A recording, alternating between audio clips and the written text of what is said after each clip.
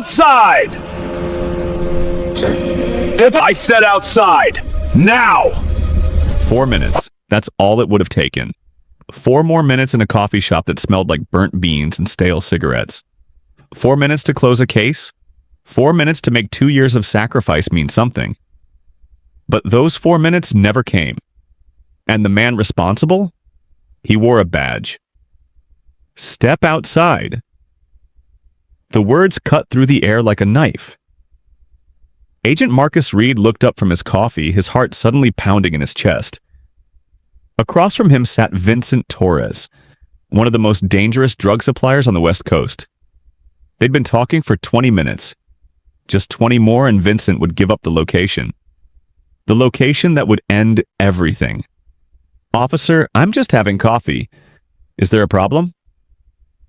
Marcus kept his voice steady, respectful. He'd practiced this voice for 2 years. The voice of Leon Martinez, the street dealer, the nobody who'd somehow worked his way up. "I said outside. Now." Marcus glanced at Vincent. He could see it already, the suspicion creeping into Vincent's eyes like poison in water. 2 years of trust, evaporating in seconds. "Give me 1 minute." He followed the officer outside, his mind racing. As soon as the cold morning air hit his face, Marcus leaned in close and spoke quietly, urgently. "Officer, listen carefully. I'm Agent Marcus Reid, FBI. I'm undercover right now on a major operation. You need to leave this area immediately. My people will explain everything to your department later. But before we go any further, I have to ask, where are you watching from right now? Drop your country or city in the comments below. And if you're new here, please hit that subscribe button. Because what happens next? You won't believe it. Let me take you back. Back to where this all started. 23 months earlier, Marcus Reid had been a different man. He'd grown up in Chicago, graduated top of his class at Quantico, worked solid cases for 5 years. He was good at his job, respected. He had a wife, Emma, and a 4-year-old daughter named Sophia, who thought her daddy hung the moon. Then the Bureau came to him with an opportunity. "We need someone on the inside, Marcus. Someone who can blend in. Someone they'll never suspect." The operation was massive. A drug cartel was flooding the city with product, destroying communities, ruining lives. They needed to take it down from the inside. They needed someone willing to disappear. Marcus said yes. He didn't realize what that yes would cost. The training was brutal, not physically, mentally. They stripped away Marcus Reid and built Leon Martinez in his place. A new history, a new childhood. Fake schools, fake friends, fake memories. He had to live this lie so completely that even he almost believed it. They gave him an apartment in the worst part of town. Rats in the walls, sirens every night. He drove a car that barely started on cold mornings, wore clothes from thrift stores, changed the way he walked, talked, even thought. And slowly, carefully, he entered the world of Vincent Torres. The first 6 months were hell. Leon, hung around the right bars, talked to the right people.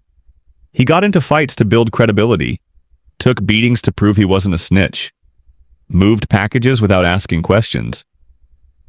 Every single day, he wondered if someone would see through him. Every single night, he went to sleep knowing he might not wake up. But it worked. By month 8, mid-level dealers trusted him. By month 12, he was moving serious weight. By month 18, Vincent Torres himself asked to meet. That's when Marcus knew he had him. Vincent was careful. Incredibly careful. He never used phones, never met in the same place twice. Never wrote anything down. He had people check everyone for wires before meetings. He trusted almost nobody. Building a relationship with him was like defusing a bomb. One wrong move and everything explodes. But Marcus was patient. He knew how to read people, knew when to talk and when to stay silent, knew how to be useful without seeming desperate. Meeting by meeting, week by week, month by month. Vincent started to rely on Leon. The FBI wanted to move faster. Marcus's supervisor, Special Agent Patterson, pushed for arrests after the first year. "We've got enough. Let's bring him in." But Marcus said no. "We arrest him now, we get Vincent and maybe a few dealers." But the warehouse? The main distribution center where everything comes through? That's the real target. Give me 6 more months. 6 months turned into 12. But now, finally, they were here. This morning, this coffee shop. Vincent had agreed to bring Leon deeper into the organization. Today was supposed to be the day he revealed the warehouse location. Recording devices were sewn into Marcus's jacket. Every word Vincent said was being captured by his team 3 blocks away. Arrest teams were ready. Surveillance vans positioned. Everything was perfect. Vincent was relaxed. More relaxed than Marcus had ever seen him. "You've been reliable," Vincent said, stirring sugar into his coffee. "A lot of guys talk big but can't deliver. You're different." Marcus nodded, staying in character. "Never too eager, never too desperate." "That's why we're having this conversation," Vincent continued. "I'm expanding operations. Need someone to manage the main facility. Big responsibility, big money, this was it. 2 years of sacrifice. 730 days of living a lie. Missing Sophia's birthday parties. Missing Emma's tears when she thought he couldn't hear. Missing Christmas mornings and bedtime stories and all the small moments that make up a life. It was all about to pay off. "I'm interested," Marcus said carefully. Vincent smiled. "Thought you might be. The place is..." The door opened. Officer David Mitchell walked in, uniform and all. Marcus felt his stomach drop like a stone. City police weren't supposed to be anywhere near this operation. The FBI had coordinated with the department specifically to keep regular patrols away. Someone had made a mistake. A big one. Mitchell scanned the coffee shop with that look some officers carry. The one that says they're looking for trouble and expect to find it. His eyes locked onto Marcus and Vincent. More specifically, onto Marcus. Marcus saw it immediately. The judgment, the assumption. He'd seen that look his whole life. In stores when security followed him, in nice neighborhoods when people crossed the street, in 1,000 small moments that all said the same thing. "You don't belong here." Mitchell walked straight toward their table. Marcus said quietly to Vincent, "Don't look up. Cops coming over." Vincent tensed. He hated police. And worse, Marcus could see the wheels turning in Vincent's head. Why would a cop target Leon? Unless... Mitchell stopped at their table. "You, step outside." "Officer, I'm just having coffee. Is there a problem?" "I said outside. Now." Marcus made a split-second decision. He would go outside, explain to Mitchell that he was federal law enforcement, and get back to the table. Simple. Fast. "Give me 1 minute," he said to Vincent. But the look on Vincent's face... Marcus knew. The trust was already cracking. They stepped onto the sidewalk. A few people walked by without looking. Marcus spoke quickly, quietly, desperately. "Officer, listen carefully. I'm Agent Marcus Reid, FBI. I'm undercover right now on a major operation. You need to leave this area immediately. My people will explain everything to your department later, but right now, you need to walk away." Mitchell's face twisted into something ugly. "FBI? You?" "Yes, badge number 7-3. Sorry. You can verify, but not here. Not now. Please, just trust me and leave." Marcus started to turn back toward the door. Through the window, he could see Vincent watching. Then Mitchell grabbed his arm. "Hold on. Let me see some identification. I'm undercover. I don't carry my real ID, that's the point." Marcus tried to keep his voice down. Every second out here was poison. "Convenient," Mitchell said. The word dripped with disbelief. Marcus leaned in closer, speaking directly into Mitchell's ear, barely above a whisper. "I am FBI. You are destroying 2 years of work. My team is listening right now. Call it in if you want, but do it away from here. Please. He pulled back and tried again to return to the coffee shop. Mitchell didn't let go. Worse, he raised his voice. No. Your kind can't be FBI on a mission like this. Stop lying. The words hung in the air like smoke. Not because they hurt Marcus's feelings, he'd dealt with racism his entire career, but because they were loud. Vincent heard them. Marcus watched through the window as Vincent's expression changed. The trust evaporated. Suspicion flooded in like water through a cracked dam. You're making a mistake, Marcus said urgently. Let me go back inside. I'm calling this in, Mitchell said, reaching for his radio. Suspicious activity. Possible drug transaction.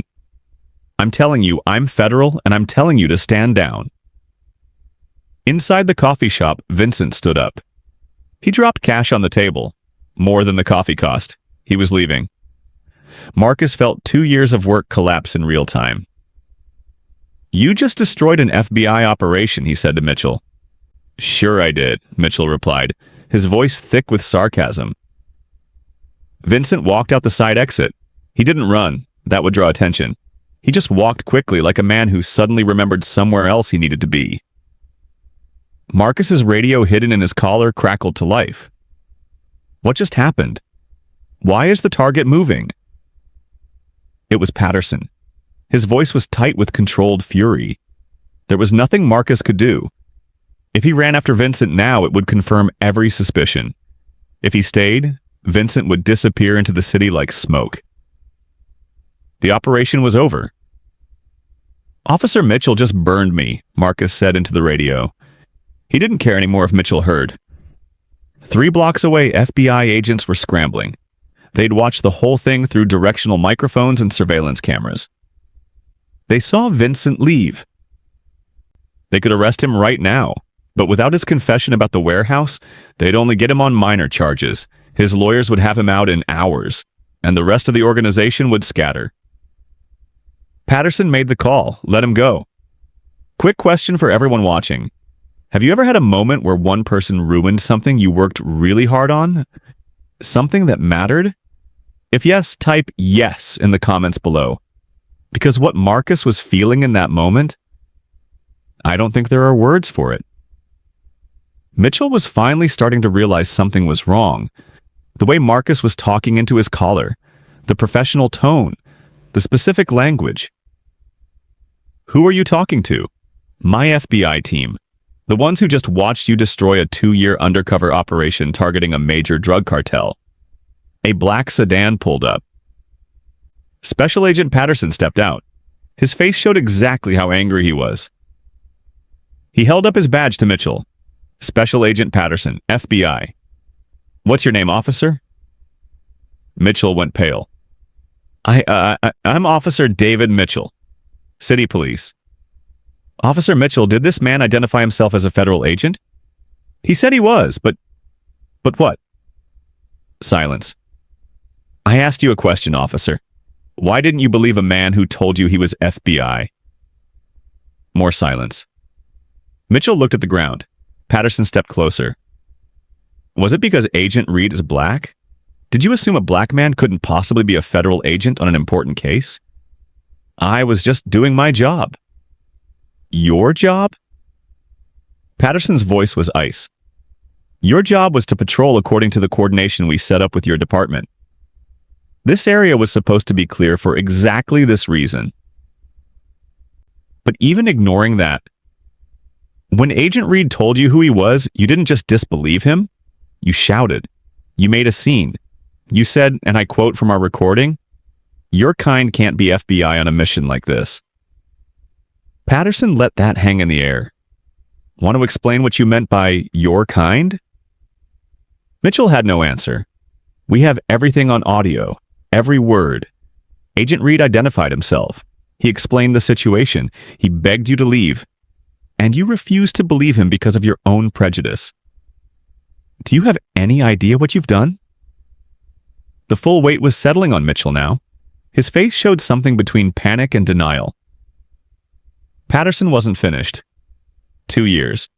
Agent Reid spent 2 years away from his family in constant danger building this case. 730 days. We were 4 minutes away from getting the location of the main distribution warehouse. 4 minutes from dismantling an entire drug network, dozens of arrests, millions in drugs off the street, all gone. Because you couldn't believe a black man might be FBI. Marcus stood silent during all of this. He felt empty.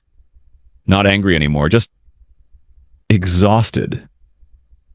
I need to call my supervisor, Mitchell said weakly. Already done. I called your chief while I was walking over here. He's waiting for you at the station. Report immediately? Mitchell left without another word. He walked to his patrol car like a man walking to his own funeral. Marcus and Patterson stood on the sidewalk for a moment. I'm sorry, Patterson said quietly. Not your fault. I know, but I'm still sorry. You did everything right. They went back to FBI headquarters. The building was boring, gray concrete and glass. Inside, the team was already packing up equipment. Surveillance photos came down from walls. Audio recordings were filed away. 2 years of work reduced to boxes of evidence that would never be used. The other agents were angry. They'd all sacrificed for this operation. Long hours, missed family dinners, other cases pushed aside, and now it was wasted. Marcus wrote his report that afternoon. Every detail, every fact. Professional, no emotion, just what happened. He attached the audio recordings. Everything Mitchell said was documented clearly. The FBI didn't mess around. By evening, they'd sent a formal complaint to the police department. Not a phone call, an official letter detailing the blown operation and demanding a full investigation. The police chief, Robert Hayes, was horrified. He'd worked with the FBI for years. He knew how important coordination was. More than that, he'd been trying to build trust between police and the community. Incidents like this destroyed that trust in seconds. Chief Hayes pulled the coordination files. The FBI had clearly communicated which areas to avoid and when. Mitchell's patrol route shouldn't have been anywhere near that coffee shop, but Mitchell had changed his route. On his own, without telling dispatch. Why? That question hung over everything. Chief Hayes called Mitchell into his office Friday morning. 2 union representatives came with him. The meeting lasted 3 hours. Mitchell tried to explain. He said he saw 2 men in the coffee shop and thought something looked suspicious. He was just investigating, just doing his job. The chief played the audio recording, all of it. Marcus identifying himself. Marcus explaining the operation. Marcus literally begging Mitchell to leave. And then Mitchell's response. No, your kind can't be FBI on a mission like this. Explain that, the chief said. Mitchell claimed he meant criminals. Your kind meaning the kind of people who hang around that neighborhood, not race. The chief didn't buy it. Neither did the union reps, though they stayed quiet.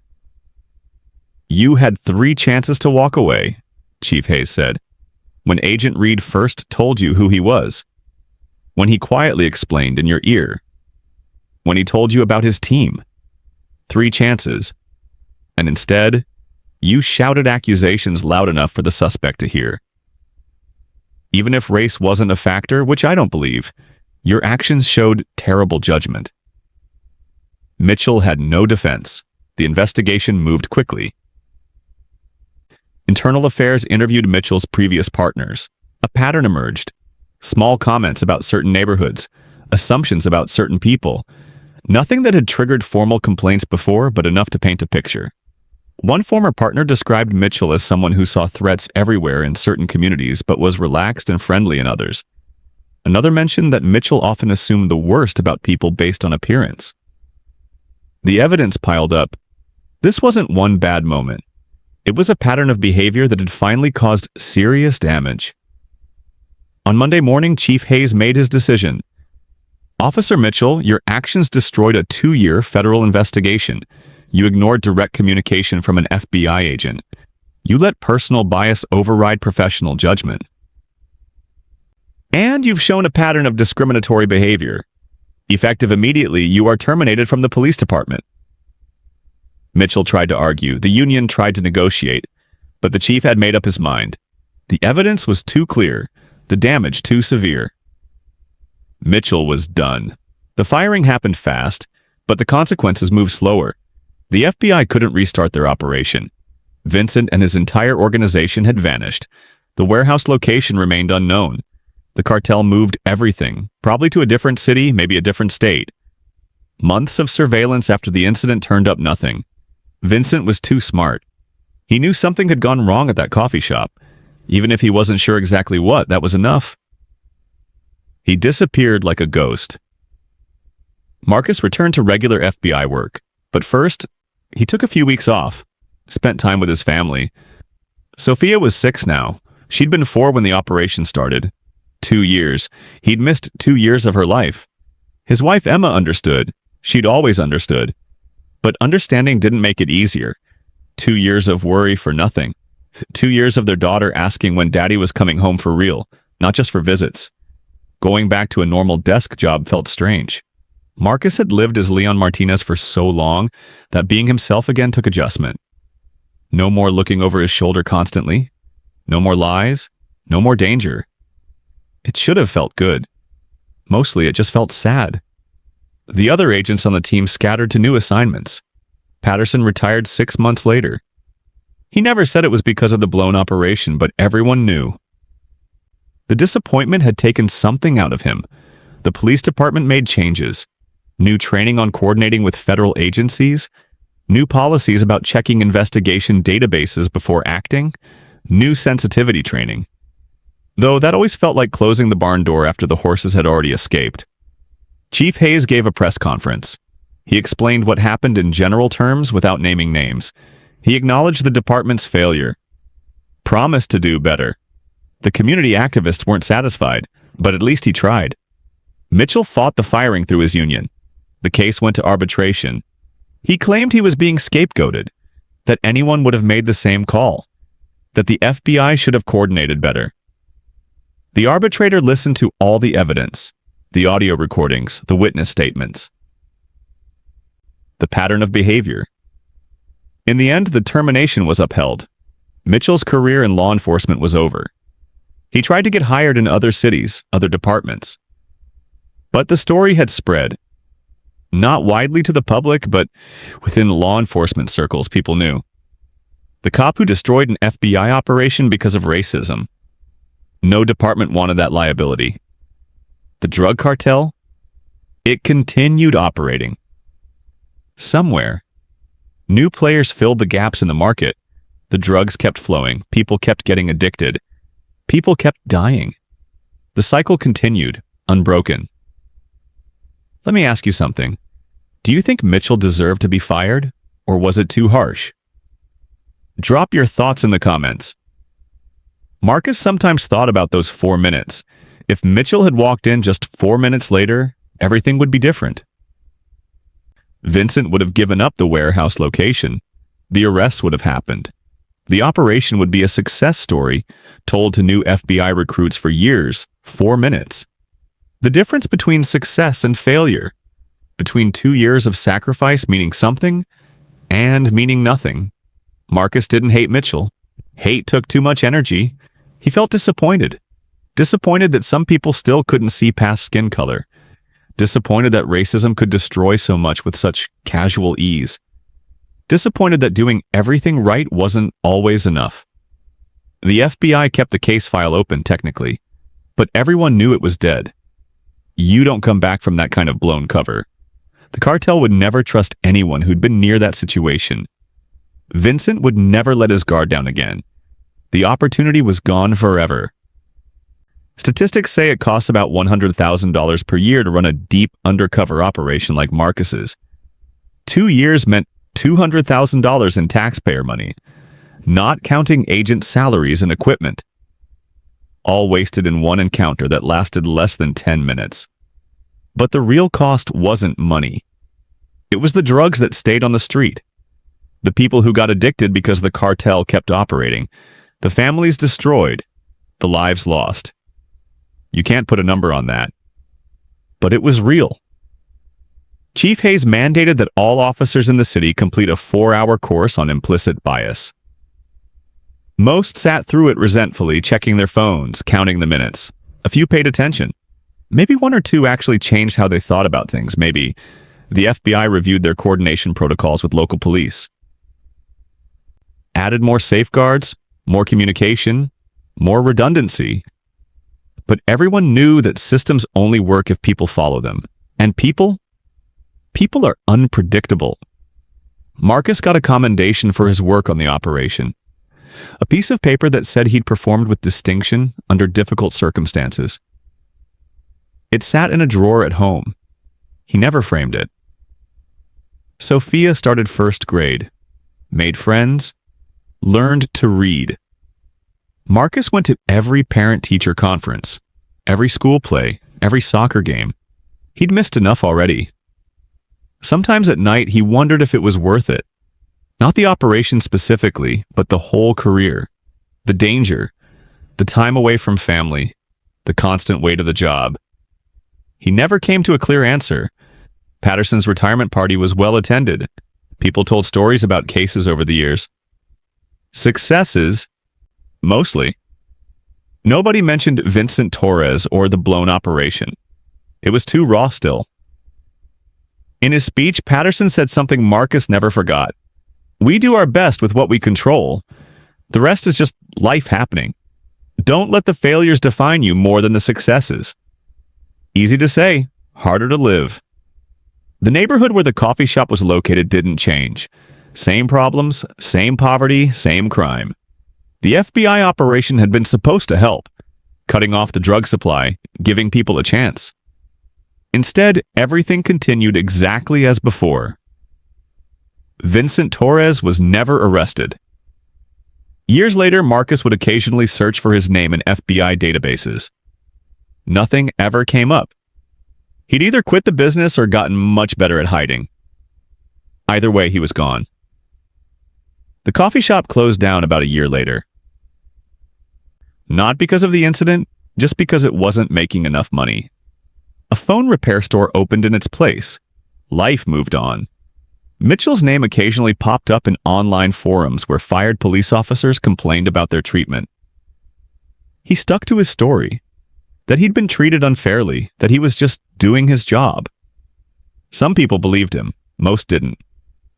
Marcus saw him once 3 years later, working security at a shopping mall.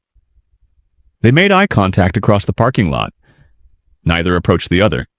What would they even say? The moment passed, they went their separate ways. The FBI recruited a new class of undercover agents. Marcus helped train them. He told them about building cover stories, about patience, about reading people, about the importance of operational security. He didn't tell them about Mitchell. That story was too discouraging. Let them learn the hard lessons on their own, if they had to learn them at all. New operations started. Some succeeded, some failed.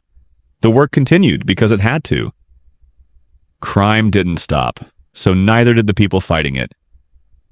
Looking back years later, Marcus realized the operation taught him something important. You can do everything right and still lose. Not because you made mistakes, not because you weren't good enough, but because other people's decisions, people you can't control, can destroy your work in moments. It was an unfair lesson. He wished he hadn't had to learn it, but it was true. The case file eventually moved to archives. Other cases took priority. The world kept spinning. Justice wasn't served. But life continued anyway. That's the real story. Not a neat ending where the bad guys get caught and everyone learns and grows. Just people doing their jobs, some better than others. In a complicated world where race still matters more than it should, and 2 years of work can disappear because one person couldn't see past his own bias. Mitchell lost his career. Marcus lost his operation. Vincent escaped justice. The community lost the chance for change. Nobody really won. That's usually how these stories go in real life. The recordings of that day still exist somewhere in FBI archives. If you had the clearance, you could listen to them. You'd hear Marcus's voice, calm, professional, explaining who he was. You'd hear Mitchell's response, loud, certain, and wrong, and you'd hear the exact moment 2 years of careful work fell apart. Not with a bang, not with violence, just with words. And assumptions, and a refusal to believe what didn't fit a certain worldview. That's the price of racism sometimes, not just hurt feelings or unfairness. Real consequences, real damage, real lives affected. The story didn't make national news, it wasn't dramatic enough. No violence, no video, just a bureaucratic failure that cost a lot of money and accomplished nothing. But the people involved remember. Marcus remembers every day. Patterson thought about it in retirement. Even Mitchell, in whatever he tells himself at night, has to remember. And somewhere, maybe in another city, maybe in another country, Vincent Torres is living his life. Free. Unpunished. Still in the game or retired rich. He'll never know how close he came to being caught. He'll never know that for one moment, everything was lined up perfectly to bring him down. 4 minutes, that's all it would have taken. 4 more minutes of a conversation in a coffee shop that smelled like burnt beans and old cigarettes. But those 4 minutes never came. And that's the end of the story. If you made it this far, thank you for watching. This story matters. Stories like this matter. Drop a like if this taught you something. And subscribe for more real stories like this one. Stories about people, about sacrifice, about the moments that change everything. See you in the next one.